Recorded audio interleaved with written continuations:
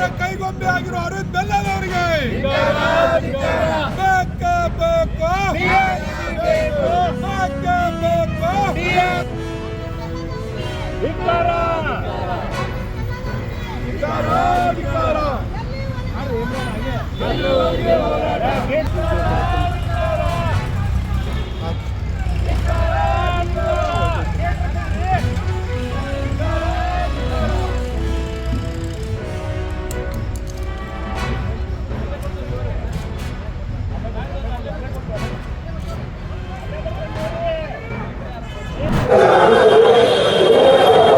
ಇವತ್ತು ಧಾರವಾಡ ಪ್ರತ್ಯೇಕ ಮಹಾನಗರ ಪಾಲಿಕೆ ಹೋರಾಟದ ಎರಡನೇ ಹಂತ ಶುರುವಾಗಿದೆ.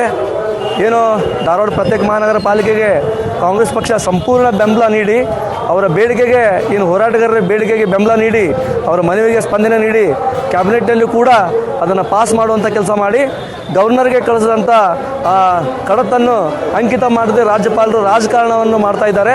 ಕೂಡಲೇ ಅದೇನು ಮಹಾನಗರ ಪಾಲಿಕೆಯಲ್ಲಿ ತುರಾತುರಿಯಲ್ಲಿ ಒಂದು ಟರಾವನ್ನು ಕೂಡ ಬೃಹತ್ ಮಹಾನಗರ ಮಾಡಲಿಕ್ಕೆ ಆಗ್ತಿದೆ ಅಂತಂದು ಒಂದು ಟರಾವನ್ನು ಕೂಡ ಏನು ಶಾಸಕ ಅರವಿಂದ್ ಬೆಲ್ಲದ್ರು ಇರ್ಬೋದು ಜೋಶಿಯವರು ಇರ್ಬೋದು ಅವರ ಇಬ್ಬರು ಮನವಿಗೆ ಏನು ಮೇಯರ್ ಅವರು ಈಗ ಅದನ್ನು ಟರಾವು ಕೂಡ ಮಾಡಿ ಧಾರವಾಡ ಜನತೆಗೆ ದ್ರೋಹ ಮಾಡುವಂಥ ಕೆಲಸ ಮಾಡ್ತಾ ಇದ್ದಾರೆ.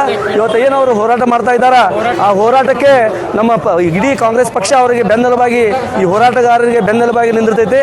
ಏನು ನಮ್ಮ ಈ ಹೋರಾಟದಲ್ಲಿ ಸುಮಾರು ನಮ್ಮ ಧಾರವಾಡಕ್ಕೆ ಸಂಬಂಧಪಟ್ಟಂಥ 26 ಮಹಾನಗರ ಪಾಲಿಕೆ ವ್ಯಾಪ್ತಿಯಲ್ಲಿ ಸುಮಾರು 12 ಜನ ಮಹಾನಗರ ಪಾಲಿಕೆ ಸದಸ್ಯರು ಈಗಾಗಲೇ ಅವರಿಗೆ ಬೆಂಬಲವನ್ನು ವ್ಯಕ್ತಪಡಿಸಿದ್ದಾರೆ ಮತ್ತು ಅವರ ಜೊತೆಗೆ ಯಾವತ್ತೂ ಬೆನ್ನೆಲುಬಾಗಿ ಕೊನೆ ಕ್ಷಣದವರೆಗೂ ನಿಲ್ಲುವಂಥ ಕೆಲಸ ಮಾಡಿದ್ದಾರೆ. ಇವತ್ತು ಈ ಹೋರಾಟದ ವೇದಿಕೆಯಲ್ಲಿ ಯಾರು ಕಾಂಗ್ರೆಸ್ ಪಕ್ಷದ ಏನು ಸದಸ್ಯರುಗಳು ಮತ್ತು ಎಲ್ಲ ಮುಖಂಡರುಗಳು ಇದ್ದೇವೆ. ಈಗ ಇವತ್ತು ನಾವು ಕಡಾಖಂಡಿತವಾಗಿ ಹೋರಾಟಗಾರರಲ್ಲಿ ಕೂಡ ವಿನಂತಿ ಮಾಡಿದ್ದೇವೆ. ಏನು ಯಾರು ಈ ವೇದಿಕೆಗೆ ಬರಂಗಿಲ್ಲ ಇವತ್ತು ಒಂದು ನಿಮಿಷ ಸ್ಟಾಪ್ ಮಾಡ ಅವ್ರು ಕಳಿಸ್ಬಿಡೋದು ಇವತ್ತು ಎಲ್ಲ ಹೋರಾಟಗಾರರಲ್ಲಿ ಕೂಡ ನಾವು ಮನವಿ ಮಾಡಿದ್ದೇವೆ.